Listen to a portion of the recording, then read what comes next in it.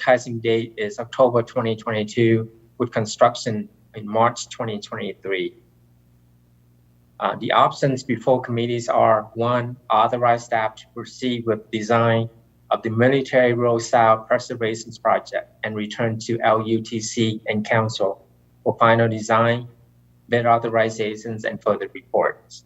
And 2, do not authorize staff to proceed with design of the Military Roadside Preservation Project and provide direction to staff. And the mayor recommends forwarding option 1 to November 16, 2021 CD Council Consent Agenda for approval. And staff is available for any questions you may have. Thank you, Jeff. So I just want to make a small correction. So before the next one comes. So as much as I would love to be our former council member, Mark Kapang, it is myself. Sorry, I'm sorry. I can think, okay, remember to say something. So no biggie. Thank you. So with that, any questions? Okay, how about that? You got easy on that one. No questions. So remember, Trent, I'll just go make this one. You can second it, I guess. You want to take turns if you want to do it. It doesn't matter. No, I can do it. Jeff Russo, as you can see, Jeff doesn't really get involved with politics, so he kind of lost track of, which is a good thing, right? he remained neutral. All right. All right. With that, I will be happy to make a motion here. Mr. Chair, I move to forward option 1 to the November 16, 2021 consent agenda for approval. And I second that. So it's motioned by Committee Member Tran, seconded by myself, Chair Russo. Any other discussion on the motion? Hearing and seeing none, all those in favor say aye. Aye. Aye. Passes unanimously. Okay, Jeff. You got one more. Okay, one more. Hopefully I'll get the name right this time. It's okay. Item E, Greenway Pavement Markings Phase 2 2021 project for final acceptance. And hopefully get the slide right too. It's okay, Jeff. It's Monday. Okay.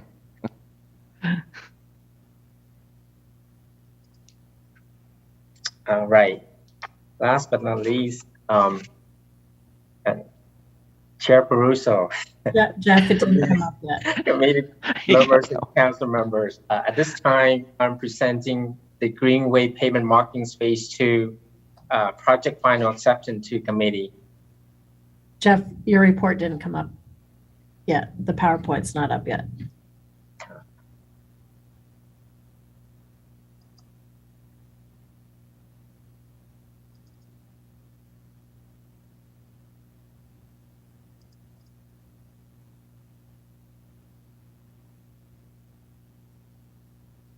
I'll try not to share it.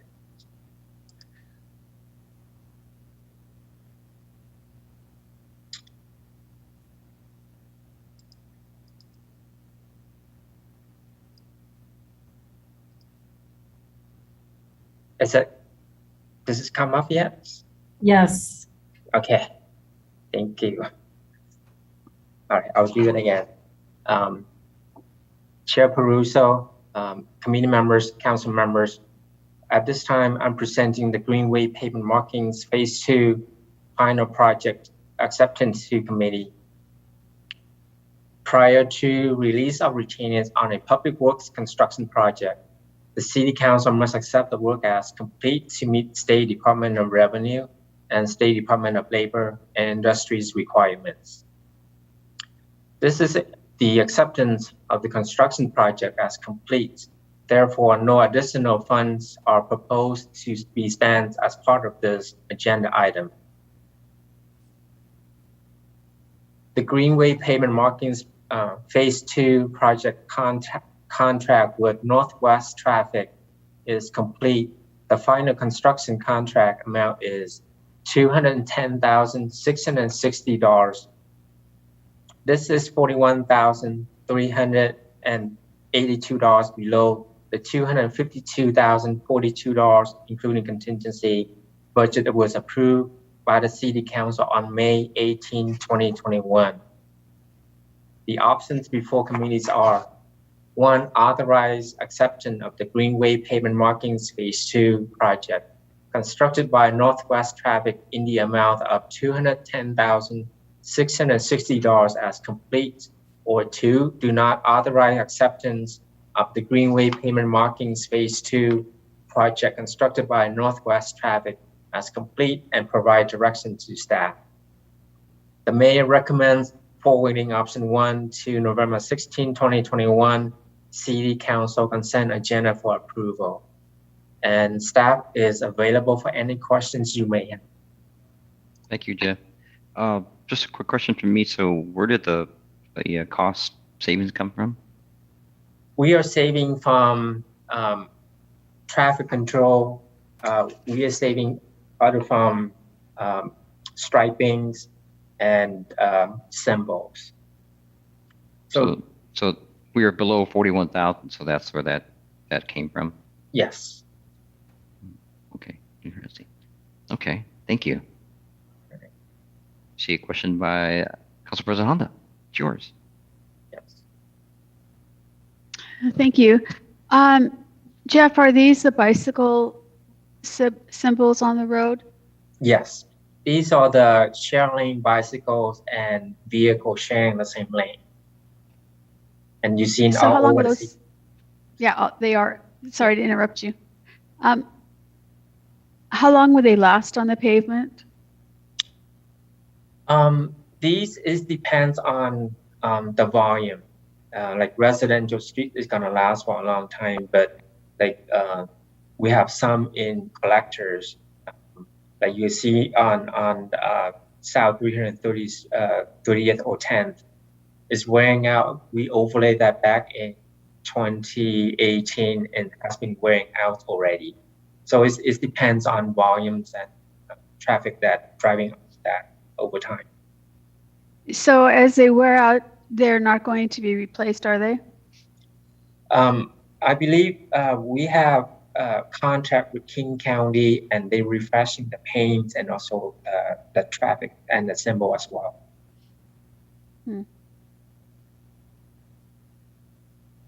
Okay, thank you. Thank you.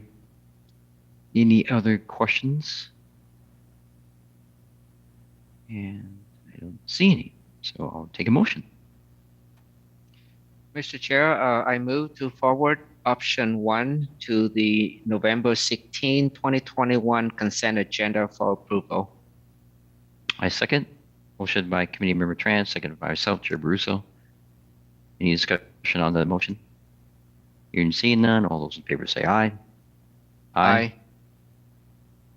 Motion passes unanimously. Thank you. Okay, Jeff, you're off the hook. Right, thank you. Apologize Thank you. for not getting your last name right. That's okay. Thanks. Thank you. We're going to move on to item F, the ordinance T-Mobile Wireless Franchise Amendment, and Mr. Coelho, it's yours. Good evening. How is everybody? Councilman, Council President, Council Chair, and members of the council. I haven't gotten my screen share here. Oh, there it is. There we go.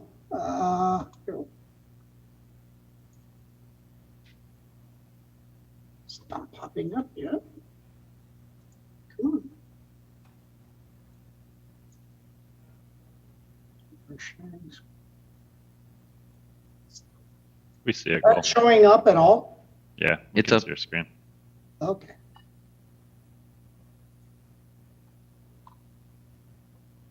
What I come before you tonight with is the T-Mobile Wireless Franchise Amendment. The policy question is, should the council approve entering into an amendment to their franchise with T-Mobile for a macro wireless facility?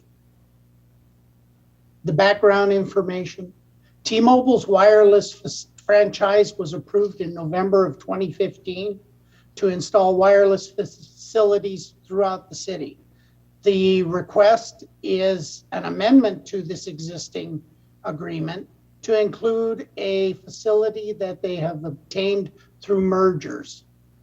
The work is guaranteed through performance and maintenance bonds, and the insurance is consistent with the city standards. Now, a little more background. The wireless demand, of course, has been increasing exponentially within the past few years. And to be competitive, cities must keep up with the technology. Demand will be met through the implementation of a 5G network.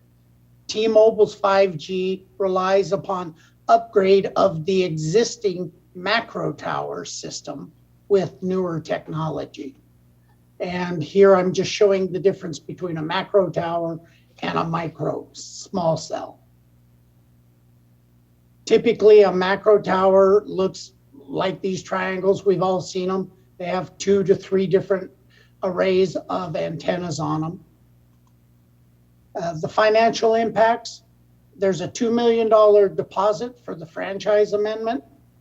The existing franchise is 10 years and will expire in November of 2025. The right-of-way permits for the installation will still be charged. The options to consider are approve the proposed franchise amendment, or do not approve the proposed franchise amendment and provide direction to the staff. The mayor's recommendation is forward this on to the November 16th, 2021 council meeting for first reading to approve the franchise amendment. Now, any questions? There you go. I don't have any. Does anyone have any questions? Okay. No questions at all, so I'll take a motion. Mr. Chair, I move to forward the proposed ordinance to the first reading on November 16, 2021. And I second that. So motion by Committee Member Tran, second by myself, Chair Baruso. Any other discussion on the motion? Or? Hearing, seeing none, all those in favor say aye. Aye. Aye. Motion passes unanimously. Thank you, Ms. Shillett. You're good for today. We're going to move on to item G. Mr. Naveen. So it's a resolution adopting the work plan and public participation plan for updating the comprehensive plan and development regulations pursuant to RCW 36.70A.130. Keith, the floor is yours. Thank you, Committee Chair Baruso, Committee Member Tran, Council President Honda, and Council Member Asefadasan. Let me share my screen with you.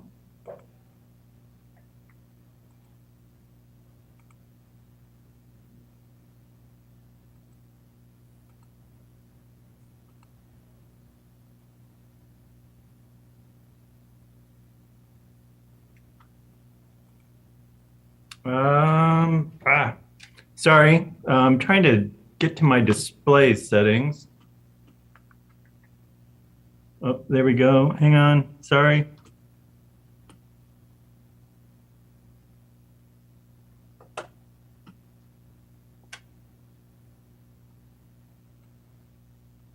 Okay. Sorry about that. As you know, the City of Federal Way plans under the Growth Management Act. And as part of the Growth Management Act, the city needs to periodically update its comprehensive plan every 8 years. The last time we updated our comprehensive plan in a comprehensive way was back in 2015. And if you do the math, 2015 plus 8 should be 2023. But they gave us an extra year for COVID. So we basically have until June of 2024 to finish our periodic update of our comprehensive plan. So the policy question in front of the City Council is, should the City Council approve the draft public participation plan for the comprehensive plan periodic update? So what we're bringing forward tonight is a strategy for how we can engage our community in a holistic way, in a multi-layered way, and hopefully in a comprehensive way to ensure that we can involve as many people as possible in this basically 2-year conversation of updating our comprehensive plan. As you can see in the document that was attached to the staff report, we've put together basically a work plan. And as you can see in this first column, we're suggesting some new chapters for our comprehensive plan. One on human services, one on climate. We're also suggesting we take the implementation out of each chapter and make it its own chapter for clarity. And we think that from a framework standpoint will improve the usability of the comp plan. We're also suggesting creating a new centers chapter. So basically taking our city center or our downtown, which is chapter 7, and Twin Lakes, which is chapter 12, and the city center is our regional growth center. Twin Lakes is like a neighborhood center. And we've also made an application to King County to designate the South Sound Transit Station area as a countywide center. So within this chapter, we'll have 3 tiers: the regional growth center, the countywide center, and then a neighborhood center. And as you can see from the overlapping work plans, basically, we're going to be working on a number of different chapters at any given time, starting really now, and extending into 22 and 23 to get done. The goal is to get all of the work done by the end of 2023 so that we can spend a full 6 months on getting it adopted in 2024. And I see Council President Honda's hand up. Committee Chair Brusso, you want me to wait and do questions now, or you want me to finish? And you're on mute. I can wait. Okay. Thank you. I was going to Thank ask you if it's pertaining to this, then we can wait. Thank you.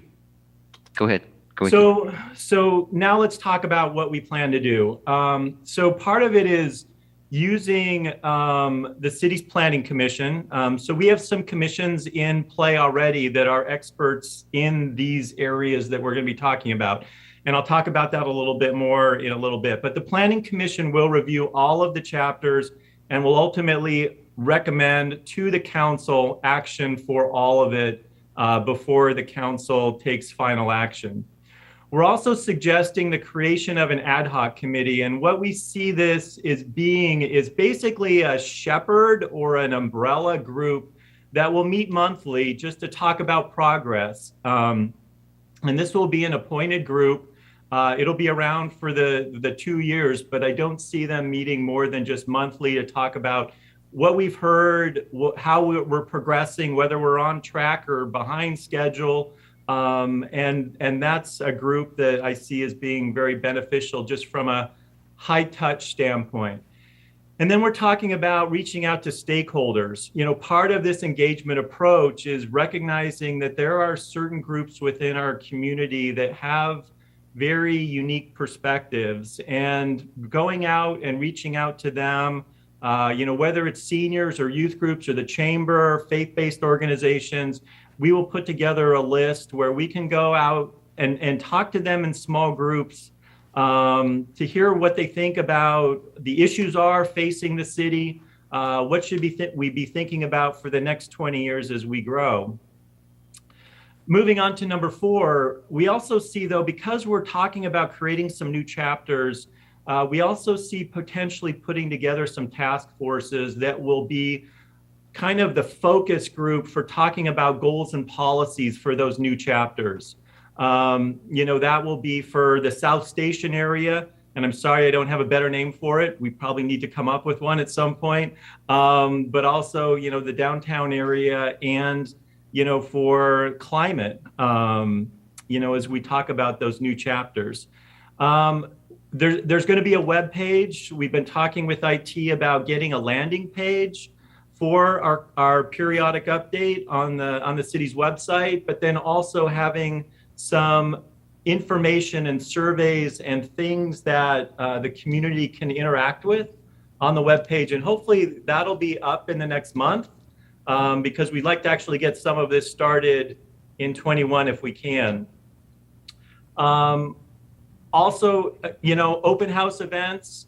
Some of this is we're still trying to figure out how we do this, probably both virtually and safely in person. And as we had to kind of navigate that with the Housing Action Plan, we're also thinking about how we do that in both ways as we go through the next 2 years, because I personally don't know how long we're going to be having masking and the restrictions that are in place today. But then also talking about community pop-up events, things like at the farmer's market, maybe taking tables out to, shopping centers and just, trying to engage people where they are is truly, I think, an important part of what we need to do to be successful in this community engagement. Having a community walk, you learn a lot of things with people when you just walk up and down the streets and talk about what everybody is seeing. It's very different feedback you get by doing interactive things like that than when you're just sitting in a room talking about it. So hopefully we can organize at least a few community walks.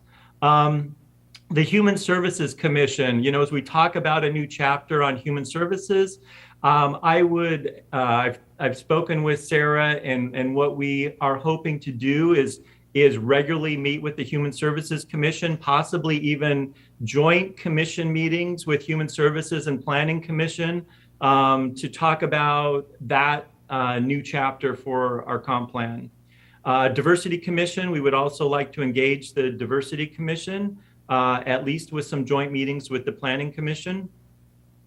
Workshops are typically a half day where you sit, you make a small presentation about a particular topic, and typically what I've seen is you get people together in like table rounds and you talk through things with them and you work out problems, and then you come back together as a group at the end and share what each of the smaller groups have kind of discussed.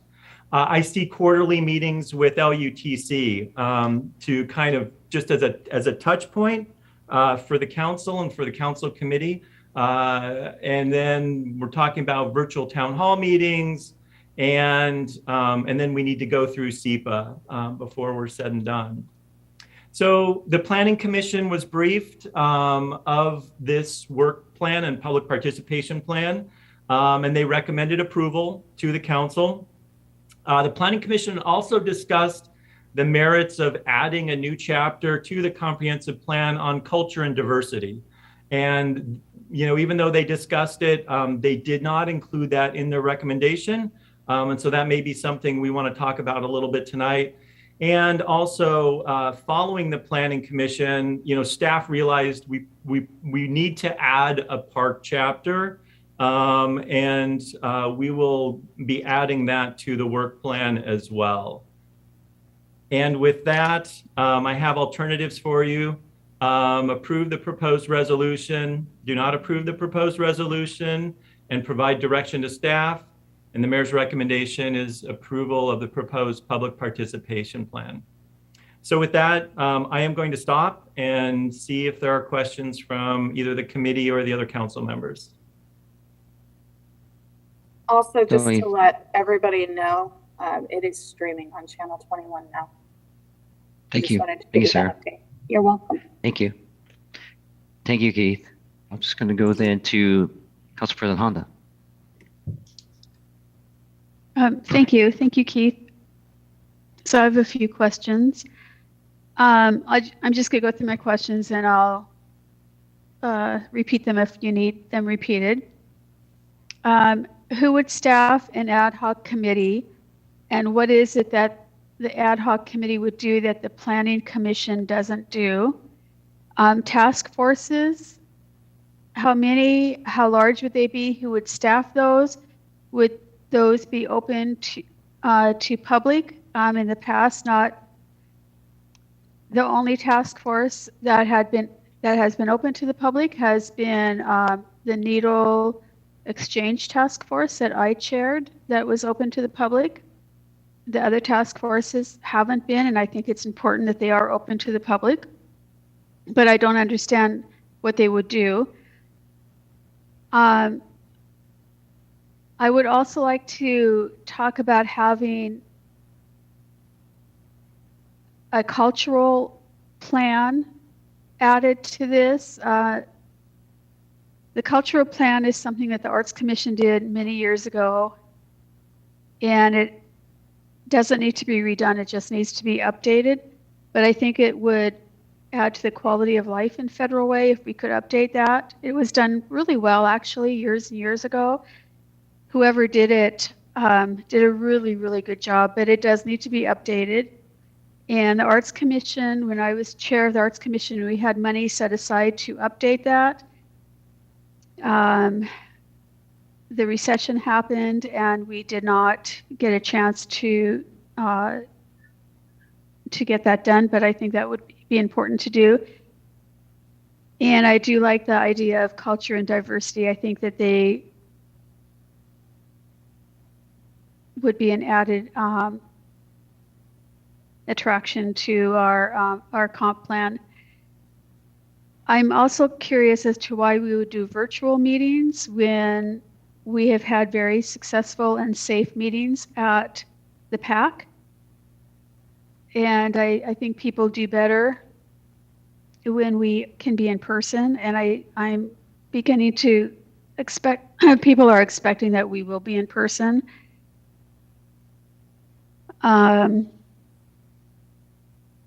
So why are we continuing to talk about virtual meetings in the next 2 years? I think we should be planning to do these in person. So that's it. Okay, so if I forget anything or have misunderstood, Council President, please let me know. So okay. The ad hoc committee, and how is that different than the Planning Commission? So the ad hoc committee, what I've envisioned is it could be a council member, it could be a member of the Planning Commission, it could be some interested community members, it may be some other staff members from other departments, but it's basically kind of like a very high level group that would meet once a month to talk about the progress on the plan. I think that the Planning Commission, because they have a heavy lift at the end, kind of going through this, and I'm going to go back to kind of the work plan slide, excuse me, where these dots are, that shows kind of the end of each work plan item. And we've tried to stagger that a bit because what that represents is when those draft chapters are going to the Planning Commission for review. So as you see this, the Planning Commission and their schedule is really full, especially in 23, but it's starting to get full in 22 as well. And so they have a very specific task, and that is kind of, they're the gatekeeper towards the end of this. But the ad hoc committee, what I was envisioning was it's talking a little bit more out front, looking forward. You know, if there's conversations we're having, like, for example, let's assume that at the first visioning meeting we have, there's a huge outpouring of community members wanting to have us add a chapter on historic preservation. I'm just using that as an example. You know, I would love to have a conversation with a broad group about whether or not we try to pivot and include another work item that we hadn't anticipated, or whether we hold the course. And so that's what I assume that the ad hoc committee is going to do. I was assuming that I was probably going to be the staff liaison to that, but it may actually be chaired by a council member or a commission member or something like that. I don't have, I think, a preconceived idea for that. The task. Keith? Oh, yes. Sorry to interrupt you. I can't, you don't see me. I don't think so. Anyway, Would the ad hoc committee, could it have a member from each of our commissions? We have we have an arts commission, Parks and Rec commission, a youth commission, the senior commission. Because then they could take any information back to their commissions, which would be a broader voice that you would be getting. I think that's a great idea. It's just an idea. I think it's a great idea, Council President Honda. You know, and what I was envisioning was that the makeup of the ad hoc committee would be like maybe like 12 members. You know, you want it broad enough, but not too big that they can't function as a group. And so, you know, somewhere in that kind of 10 to 12 number, and having the commissions represented, having the council represented. I think that's great. That's a great suggestion. Thank you. So the task forces and how they're different. I'll pivot to your second question. So for me, the task forces are very topic specific. So in other words, whereas the ad hoc committees looking at the whole picture and making sure that we stay on schedule, stay on track, the task forces are focused on one specific chapter. So for example, I see a task force for climate.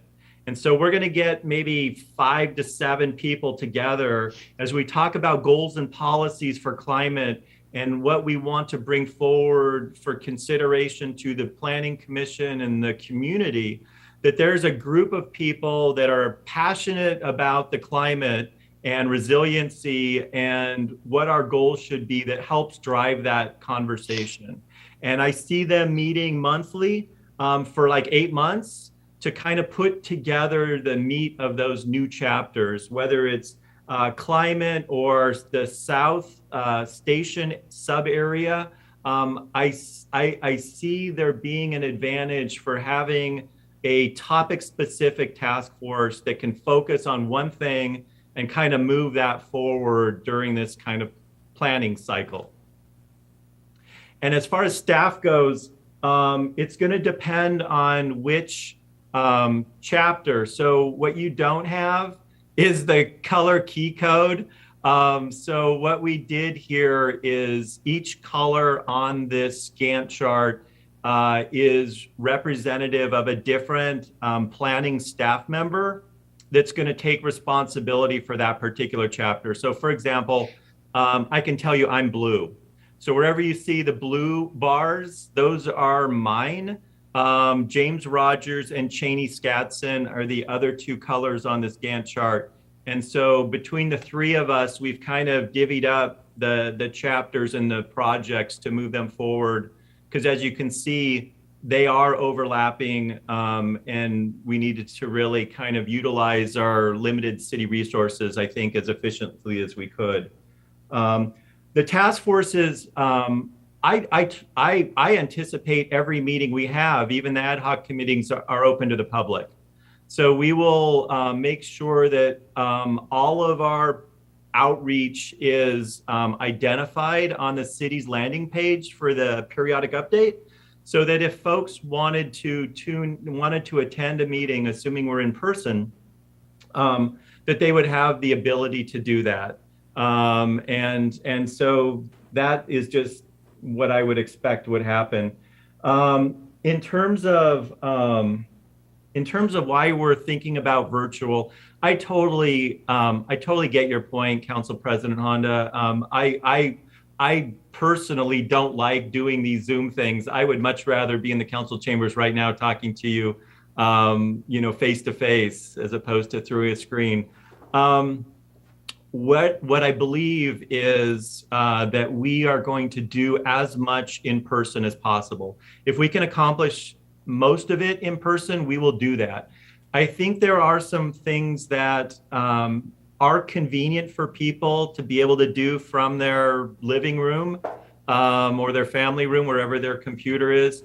And so, having some opportunities for people to engage virtually if they don't feel comfortable going to a public meeting, I think there is a win there too. So I think what we're looking for is how to strike the right balance. But I agree with you 100%. totally prefer being in person and talking to people face to face. In terms of the Alive in the Arts 1995 cultural plan, yes. So here's the thing is that was brought up at Planning Commission by Commissioner Noble Gulliford, and we talked about it, and I was a little surprised in that the reason she said she brought it up was not just for the arts and cultural piece of it, which is super important, but also because of the diversity piece. And she feels like the city would benefit from having a culture and diversity chapter in our comprehensive plan. I also want to make sure the committee and the council president and council member Sefa Dawson know that I did receive an email from Vicki Chenoweth, who is the Arts Commission chair, and she was advocating for kind of arts and culture to be part of this comp plan update as well. So if I have answered all your questions, I'll be amazed, but if I've forgotten anything, please let me know. No, you've done a great job. I would think, especially now with the Performing Arts and Events Center built and open, that including all arts and culture and diversity would be really important, because that really could be the center of even diversity events and diversity in the city. With such a diverse city as we have, I would like to see the PAC used more for performances and lectures and education on the different diversity that we have in the city. But as to virtual, I don't disagree with you. I think that there are some people who are more comfortable at home and will after the last 18, 19 months, will probably prefer that over being in person. So I don't disagree with you on that, but I do think the more in-person events that we can have, I think the better we do. Not everyone is as skilled as we would like in getting on to a Zoom meeting or being able to communicate virtually. So, but I do agree that's not going to go away, and especially for those people who might be traveling or ill or whatever, and they want to participate, it would be a good thing. I'm not saying it's a bad thing. I just would prefer more in-person events. And so on number 9 is natural environment on your master schedule. Yes. Would climate fit under natural environment? So right now we do have a very small piece of climate in Chapter 9. So it's like there's a section within natural environment that is air quality and climate. And I think what we're suggesting is it deserves its own prominence as a standalone chapter. I think also what I heard on Thursday last week is there's a pending House bill, because Olympia never sleeps apparently. There's a pending House bill to add climate as a mandatory chapter in the comp plan. So it seems like, whether or not that House bill gets passed and it becomes another thing that gets enacted that we have to follow, it seems like we have the opportunity just to get out in front of this one a bit and go ahead and create our own chapter. So, unless the council feels otherwise, I think what you're hearing is that staff suggestion is let's go ahead and have a climate chapter. And what we would do is take the very small amount that's sprinkled in Chapter 9 right now, Council President Honda, and just pull it out and then add to it as its own chapter. Okay, all I heard was everything after mandatory, but before that it was all kind of garbled for me. Oh, Would you mind repeating what you said? sure. I can try. I'll try and be a little bit more succinct.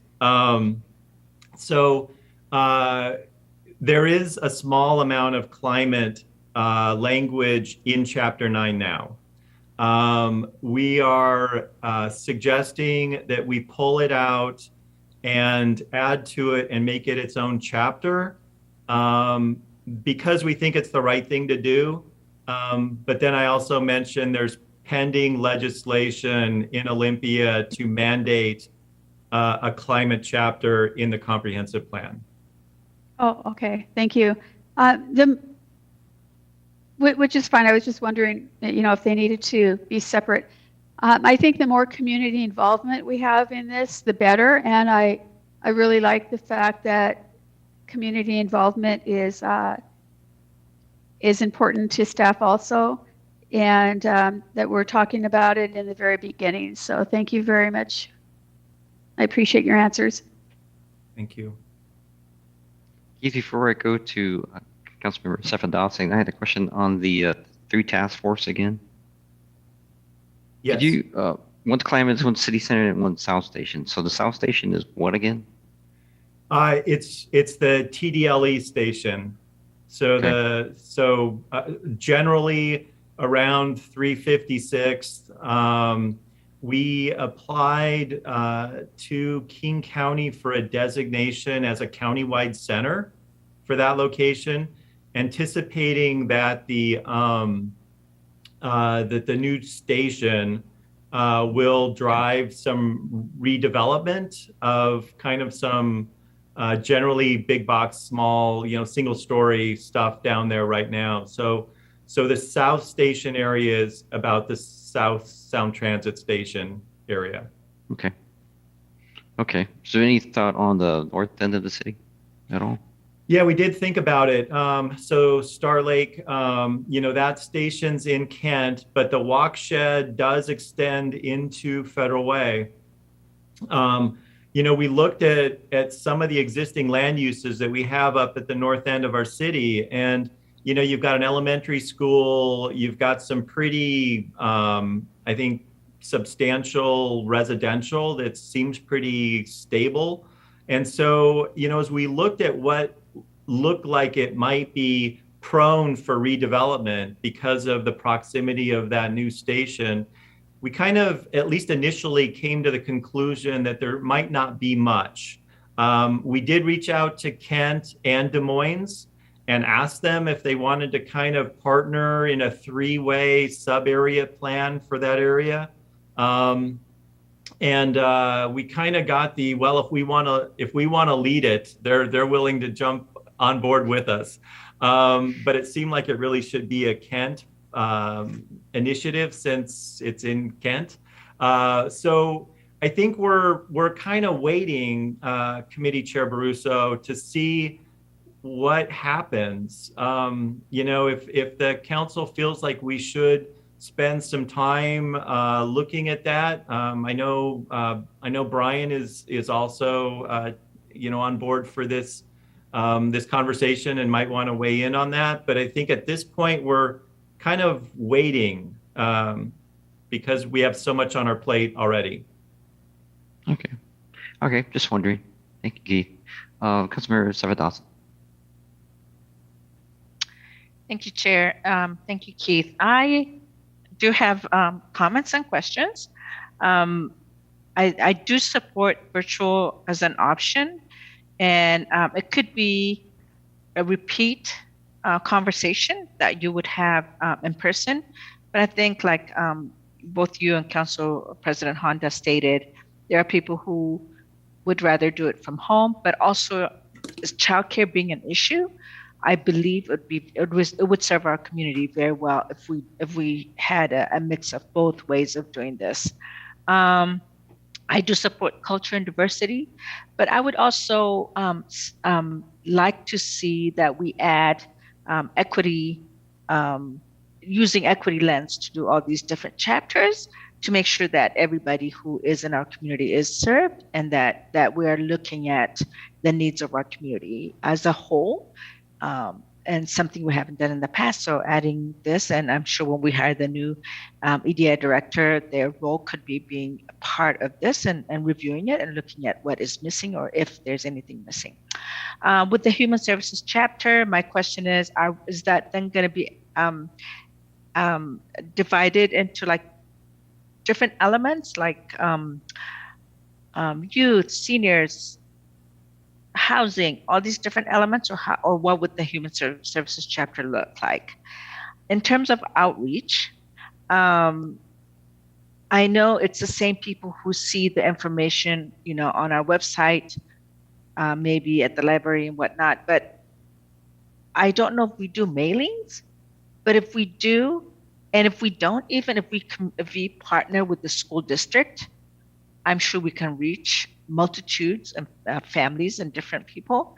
But also, what is our language capacity, and do we do outreach in different languages? Because that's very important as we're looking at equity and culture and diversity. And so for locations, for meetings, I would suggest that we also have these at neighborhood schools, like some we've done in the past for the mayor and council community engagement meetings. I think that would be, or community, I forgot what they're called now. And so partnering with the school district would be very, very, very beneficial to us. And also, if you do surveys, what languages are those also going to go out in multiple languages? And then finally and lastly, again, just like I talked about the school district, I'm wondering if the chamber would also be a good partner, and including businesses somewhere, but I don't know where they fit into this conversation. So yeah, I'm sorry I mixed all my questions and my comments, but if you heard the questions, if you didn't hear any of my questions, let me know. All right, thank you, Councilmember Sevadasan. Let me go through this and we'll see where we land when we're done. So the virtual and in-person events, I do see them as being duplicative, so that you're not missing out if you choose one or the other. So, and those will primarily be for maybe our bigger events, like our town halls, where we would do an in-person town hall and a virtual town hall. The equity lens, absolutely. I think that needs to be pervasive through all the chapters. And we will definitely be looking at that as we go through updating. Like, for example, the land use chapter, if you see on this table, I've identified it's going to be a minor revision update. We have to put in the new housing targets, the new job targets. I want to see more demographic information in our comp plan, more numbers, because I think people resonate with data at this point. But I also see kind of weaving in the equity lens throughout each of the chapters. And so that will definitely be something that we will be working toward. Your question on the human services chapter, super great. So, I basically looked at a lot of different comp plans for other cities in Western Washington and Eastern Washington. Spokane has a super interesting chapter called Social Health, which is very fascinating for me. And so I gave all of those chapters to Sarah and Brittany, so that they can start looking and seeing what's out there. What have the other cities done as just a starting point for our conversation? And I think that we will use that information to share with the Human Services Commission and start to say, okay, what of these other cities' approaches do you guys like and do you not like? And I think we can carve our own preferred option out of that. So that's kind of what I'm seeing happening. And as of right now, right today, I don't have an answer for what's going to be in that chapter, but I think there's going to be some really great conversations, and I'm super looking forward to that. Yes, mailings. I'm old. I actually, what we found is that people get so many emails now that getting something in the mail actually has more chance of being noticed than getting an email from the city. And so we are planning. I put in, when I asked for some budget from Brian, I did put in money for postage. I expect that we will do some mailings. As to your question for translation, we are talking about getting a software called Bang the Table, to have a lot of the options on our landing page, which is a community outreach software, but it's also translatable. So you can basically, pick a handful of different languages that it gives you options for, and we'll use the ones that are prevalent within Federal Way. Bellevue uses Bang the Table, Redmond uses Bang the Table. So we've been talking to different software providers, and so far we're leaning towards probably a 2-year subscription for Bang the Table to help with our community outreach. Neighborhood schools, absolutely. I am hopeful. I have I've been lucky enough to be able to go make presentations on planning to 8th graders.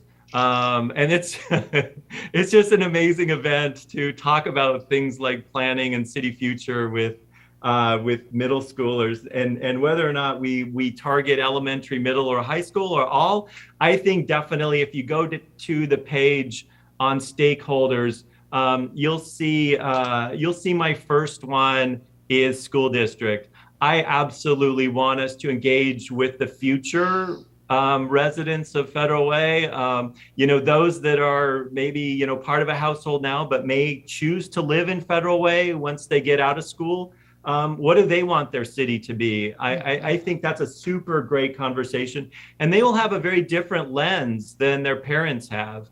And so it's super important for us to get out there and get with them. And you'll also see the chamber on my stakeholder group. I'll connect with Becca, and we'll talk about how that we can interface with the chamber, and which chapters they may have interest in. If nothing else, it'll be economic development. And then I think I ran out of notes. So did I get to most of your questions? You did, and thank you so much. With the software, I've never come across the one you just mentioned, Bang the Table. Is that what it is? Yes. But I'd say with the other ones and the languages that I speak, I have not been very impressed because the translations sometimes are direct from and it could lose its meaning, but that's better than nothing. So I do appreciate that you are making that effort, because it's important that we do reach out in as many languages as possible. There was something you said that, oh yeah, and with one of the questions that I've always been curious about youth who were raised here, went to our schools, through our school system. One question that I would be very curious to know is what would bring them back after they're done with their education or with whatever they're doing, or what would keep them away? What is it that Federal Way does not offer that they would like to see? So I think if we phrase it from that perspective in terms of what is it that would really bring you back to Federal Way and say someday this is where I'm gonna put my roots and raise my kids here. And affordability, I hope, is not the only reason. I hope there are features and there are events and activities, and that Federal Way is a healthy city. So then what does a healthy city look like? So those are my comments. Thank you so much then. Yes, you did hit all of my comments, so thank you. Thank you. Thank you. Committee Tran, I know you had your hand up. Did you have a question, or did it get answered? Thank you, Mr. Chair. No, actually, Council Member Sefa Dawson already asked my question, so thank you. Okay. I mean, this looks really good, Keith. I'm sure there's a lot of information that we can glean and other things in the task force and things that come up. So it'd be interesting to see how we get those answered. But yes, thank you. Any other questions? Okay, no questions. So I will take a motion then. Chair Baruso, I move to forward the proposed resolution to the November 16, 2021 consent agenda for approval. Motion by Committee Member Tran. I will second that. Chair Baruso, any other discussion on the motion? Hearing seeing none, all those in favor say aye. Aye. Aye. And the motion passes. Thank you, Keith. Thank you all. We're down to item H, progress update on sound transit projects in Federal Way, and that's Ryan. Ryan Mellon, that's yours. All right. Good evening, Chair Baruso, Chair Member Tran, and Council President and Council Member. My name is Ryan Medlin. I'm the Sound Transit Liaison from the city, and I'm here to provide the monthly update. All right. So starting as we do with the Federal Way Link extension, general work on clearing and grading will continue along I-5. There will be working on the walls up and down the length of the corridor there along to support the guideway and the track construction next year. The works as weather permits through the winter. It's already a little bit muddy out there for them. Column shaft construction, the next area they're going to be working is near 288th Street and I-5. And it's probably going to be continuing there for the shafts through the month of November. They're also making progress on the utility relocation work on 320th in partnership with Lake Haven. They've shifted a new sewer line, and they'll be shifting a water line to make room for a column there. They also will be getting off the road in recognition of the city's prohibition of work in the right-of-way after Thanksgiving. There will still be some remaining column work in the city center area. There's that one on the north side of 320th. There's one by the Hampton Inn off 317th, and then there will eventually be some in the Target parking lot area. I don't have a set schedule for those. If I ask them, they'll tell me as soon as possible. But realistically, it may not be till early next year that all of those start to appear.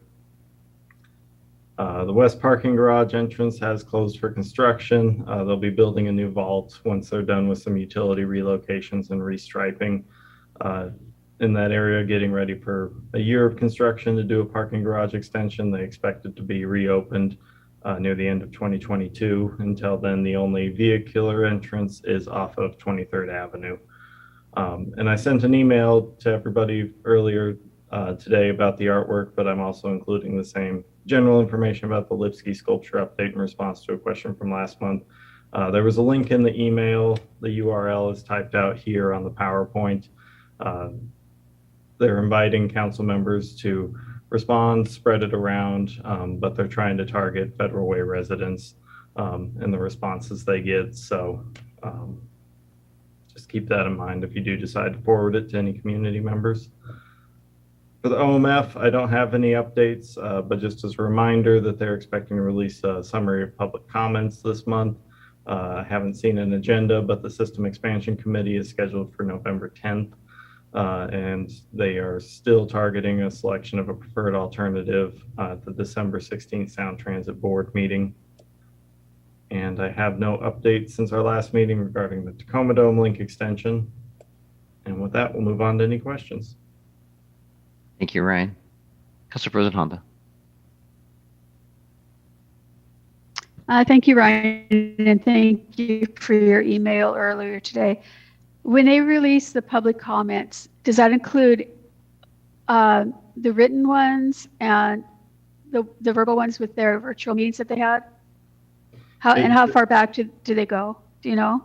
It should include the formal comments that were submitted during the DEIS. So if we recall back to, the month is escaping me whether it was March or April, but they had formal DEIS listening sessions for Sound Transit, and then they had other public meetings like when they came to council.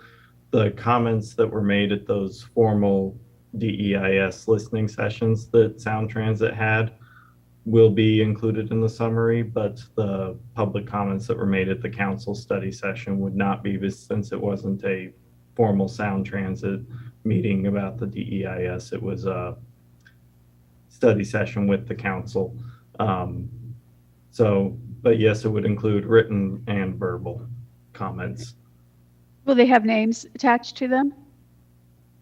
So the core of the documents historically been like a summary document, so more content, but I believe that they usually, for the written ones, I believe they usually do include like copies of the actual comments in the record. And EJ, correct me if I'm remembering things wrong from previous DEISs, but I believe they include the actual written comments that are submitted, and those do have names attached to it, like the from and an email address. Yeah, at least they do the same thing they've done in the past. They'll have exactly what Ryan said. The body of the document will have the summarized comments, and they'll say, 10 people made this comment type of a thing. And then there'll be an appendix that has them all listed individually with attributable names if someone either signed up in writing or if it was something that was verbal in one of the listening sessions and they were able to get a name. But it's not in the main body of the document, but it's certainly available. So is this released around the Systems Expansion Committee meeting, or and is it online or is it printed? How would we access it, and how would the public access it if they wanted to? I'm going to venture a guess that the first place it'll be accessible to the public will be with the agenda for the System Expansion Committee. Okay. So I don't know that for sure, and I'm sure we can coordinate an update email when the time comes, but if I had to venture a guess, that's what it would be, that they'll post it with similar to how we post our agenda materials, they'll post it for their committee. And that's November 16th, I think. November 10th. No, November 10th. Okay. Okay. Thank you very much. Thank you, Ryan.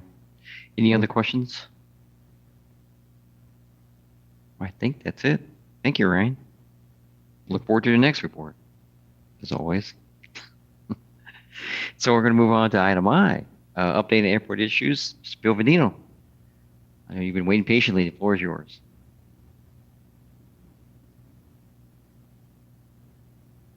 Chair Baruso. Oh, can you see me? Oh, you can see me on the other one, can't you? So here, let me turn this one on too. Chair Baruso, Council President Honda, and all the council members. We have everybody here, it looks like. This is great. I'm going to share my PowerPoint.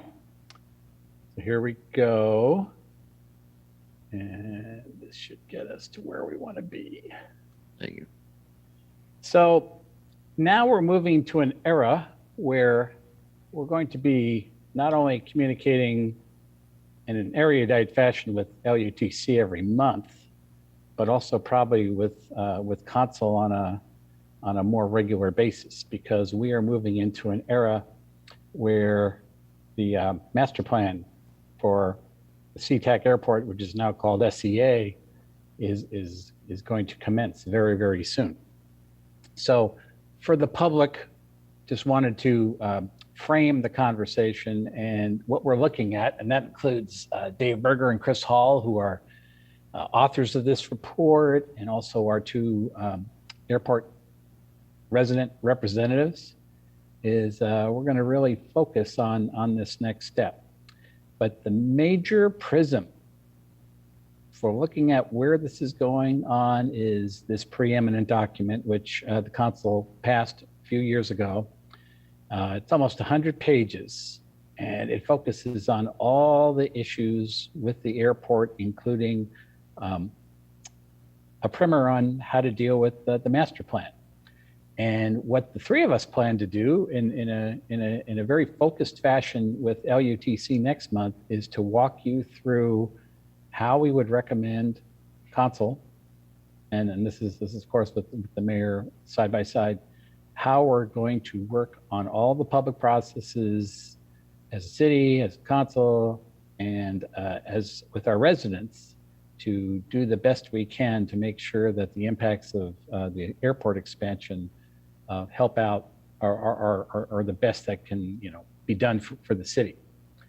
And so just to define for those people watching at home, because you folks are very much up to speed on this, they're working on the environmental review. And of course, due to COVID, it's been postponed. And at a start meeting last week, we were told, well, it's going to be early 2022.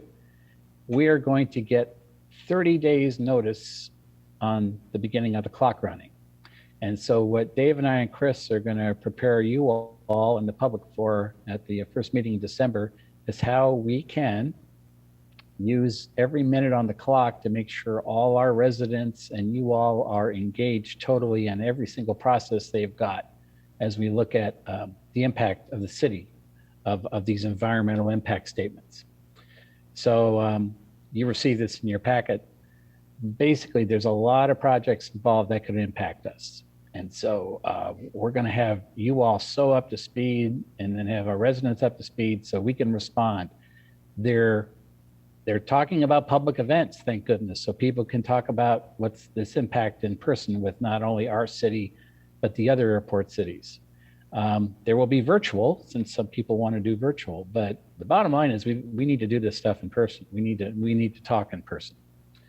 Now, the other really, and as I already mentioned, December 6th, I think I've got the right date there, is going to be where we can focus. But once again, we're going to make it, we're going to communicate with you a lot in writing, give you some homework. Like I'd say, if you want some homework, I would sort of re-browse the plan that you all passed a few years ago, and then browse the SAMP plan and all the things that they're talking about. But of note is the fact that there's a project on there which our citizens, Dave and Chris and the others, and then you folks noted a few years ago. And that's that somehow the discovery occurred that runway 34 right, so 340 degrees right, not the center, not the left, the right one is 2.75 degrees on the descent when the other runways are 3. And as been mentioned before, the mayor, council president, everybody else, that has an incredible impact on an area, all those neighborhoods that are right on Pack Highway and to the east. And it's going to be addressed by this, but this is something that should have been addressed when we first brought it up. And it has a socioeconomic impact. It's got a diversity impact. It's just got an impact on people who don't have a voice. And what's great about you all as council and with Dave Berger and Chris Hall is they and you all are, and the mayor are a voice for the voiceless. And so having this as part of it is sort of an awkward situation because we want this to happen. We've wanted this to happen, and it is part of their growth, but we've got to make sure that we maintain our integrity as we get that piece solved as well. But we'll talk more about that in December. But that's number one as we work together in a very detailed but not long discussion kind of fashion.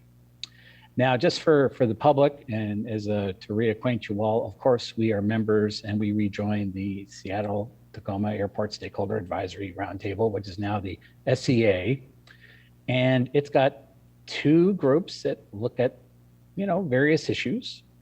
And one is, of course, all the federal policy lobbying. And of course, we've got Adam Smith side by side and our other federal folks side by side too as well. But this is a great place to have that forum. There's also the working group on noise. And yes, it's been successful since our 2 people and other people raised their hands a few years ago about what about that third runway at night? Now the third runway after midnight is only being run if there's construction. And we've been on the line with the FAA through START, and they're doing the best they can not to have that third runway happening at night. There's also an optional program where airlines are asked and honored if they will try to do as few flights on the other runways during those time periods, after midnight. And well, it's an optional program. And of course, our 2 representatives and I have said, is there any way to try to make this a little bit, have more incentives in there? But we'll see what happens. The airlines are trying, but they are running a business, but our people are continuing to get woken up at night. So that's the work of START. There's also a reporting function we'll talk more about in December, where you've all heard about our residents who get on the line here and complain, and they do phone calls. And at the last START meeting, we asked what's done with the data. And well, we monitor it, but at this point, we're asking for more mitigation.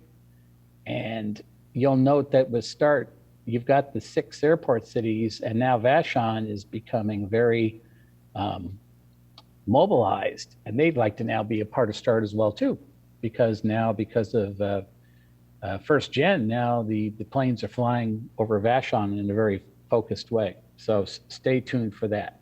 But anyway, so we're members of START, and another great place we're a member of for airing our concerns is something that Councilmember Lydia Sefadasan is chair of, and I think your last meeting is co-chair of, and your last meeting is coming up here, where there's the Highline Forum that has those 6 cities and also includes the school district and the college.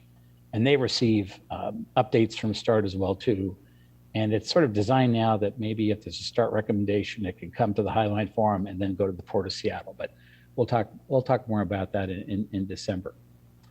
An important thing that just came up last week is I wanted to update you all on Adam Smith's work for us as he continues to advocate for us. And he's got this bill called the Noise Mitigation Replacement Bill. We'll get you more details and links on that, and for the public as well too. But basically, this wasn't federal way, but there were, within the first 3 miles of the airport, there were failed sound packages. And so he's working to try to get those solved.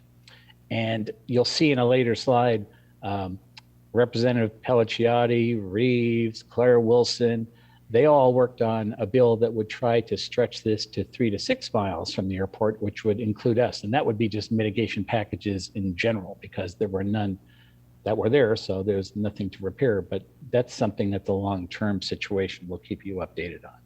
Another bill he's working on is particle emissions. And as you know, this city, along with the other cities, have funded 2 studies with the UW on ultrafine particles. And of course, the first one, as you've been informed by the UW, basically said they do exist. And now the second one that's in process will get us results soon to say, this is what is going on as far as what happens with particles that are in the schools, and what can we do with filters and filtration to try to take care of what's in schools and businesses sort of as a prototype. And then the third piece that may be discussed at this upcoming legislative session is what is the harm and what can we do about it? And so we're going to keep you posted on that as well too. And then he's also co-sponsoring with others the Aviation Communities Act, which I call sort of like the FAA having super boards in contact with our citizens and our residents. And so he's working on that with other people in Congress and the Senate. And then there's also a grant program he's working to sort of mitigate problems, and maybe this would be an entree as far as sound packages for Federal Way or other kinds of things that can be done too. But we'll have more details on that. We'll be tracking that through the session. And I know Representative Kochmar, she asked about the commission to find another airport. Those dates have been moved to now, the selection date is 2023. And of course, the completion's out there in 2040, but they're down to 6 cities. And we'll keep you posted on that too. We already talked about the ultrafine studies, and it might behoove us to have a presentation. They did a presentation at START with the Port 2, which was good. And then the bill I talked about, Pelliciotti, Reeves, Wilson, et cetera, about moving mitigation from 1 to 3 miles from the airport to 3 to 6. There's going to be a continuation of that at the next legislative session as well too. So, but for the citizens at home, we can send this to you. You've already got this in your packet. These are all the resources, and that's where the homework is as we get you all ready for discussing the task force report and how we can also work on the sustainable master plan and other pieces as well too. So that's sort of like an overview, a catch up, but next month is where we're going to, in a very focused way with you getting materials in advance, look at what can we do with the master plan? How can we advocate? What are the typical processes? How can we, as a city, as a council, residents, how can we make sure that our needs are maximized so we don't end up with a runway that's got a shallow or glide path? And just there are just things we need to do. They're talking about quite an expansion. So we need to make sure that our residents are, fully have a voice on those impacts. So anyway, with that, welcome any questions, any follow-ups. It's a work in progress, but I'm glad we're talking about all these issues. Thank you, Bill. I know that's a lot, and because it's kind of timely though, because we haven't had one in a long time. So thank you for talking to me offline too a little bit about this. So appreciate that. Oh, there was a question that Council President Honda had too, and that's that we will be checking in with our other cities about possible, I won't say legal, but possible ways, as I think she had heard in one broadcast of a meeting, possible ways that the cities may get together to sort of work together on these issues. So we've got we're out there trying to find out what's going on, so you know it first. Okay. Thank you, Bill. That's it. Well, Council President Honda, was that your question? You had another? No, I have another one. Yeah. Go ahead. So should, in a comprehensive plan, should the airport issues be included in maybe climate or? Oh, certainly. Yeah. Yeah. I think because they certainly affect that should be us. part of it. Sure. Let's talk to Keith, and that's one of those impact areas, with the Mark and Cindy Panett as they talk about those issues too. Ultrafine and all the emissions are also part of that. So the answer is yes. Because it certainly affects the quality of life in Federal Way. Exactly, I agree. Okay, thank you. Thanks for reporting.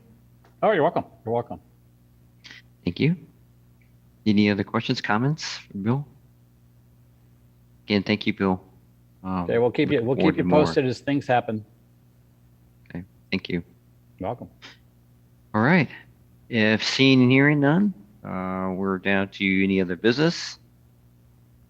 I don't see any other business. So really, our future meetings coming up with December 6th, and I don't know if that's going to be Zoom or not, but December 6th at 5 o'clock. And so that's all we really have. Thank you, everyone. Thank you for a good meeting. And if there's nothing else, it is now 6:42. We are adjourned. And who said this was going to be a short meeting, Hong? I didn't. Hey. I love we to should pick never on say. Juan. We should actually never say that, right? Right. I'll say it again. Okay. All right. Thanks, everyone. See you guys Good on night. Wednesday. Wednesday. Okay. Good night. All right. See you Thank you. later. Bye. Bye. Bye-bye.